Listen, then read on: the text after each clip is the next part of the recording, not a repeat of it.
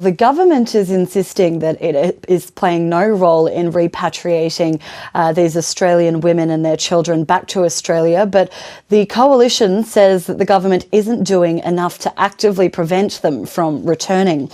This has been an ongoing issue that has impacted both sides of governments during their respective terms. These women and children in these camps in Syria are Australian citizens and therefore do get Australian passports when they request them, but there's also balancing this other issue of safety concerns with worries that these women have values or ideologies or beliefs that don't fit in with what Australia would like to keep on to keep its borders safe. Several cohorts of women and children have made their own way back to Australia, including a group late last year, and the government said they played no role in that repatriation, but did provide passports when requested. Here's what Anthony Albanese had to say, saying he's confident that security agencies in Australia are able to monitor the situation effectively.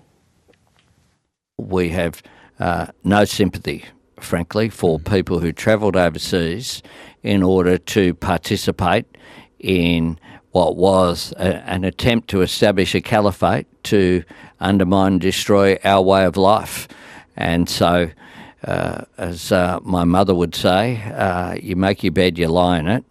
It's unfortunate that children are impacted by this as well, but we are not providing any support.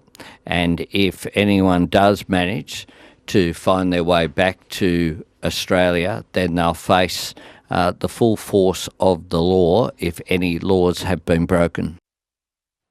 So the government says it is not offering any support to these women and children, but the coalition says that the government isn't doing enough to actively prevent them from returning. Shadow Home Affairs Minister Jonathon says the government could use a temporary exclusion order to prevent the cohort from returning, at least for the next 2 years. These orders can be issued at the advice of ASIO, and Mr Duniam says the coalition would be willing to help the government make amendments if needed to lower the threshold for a temporary order to be issued. Here's what he had to say.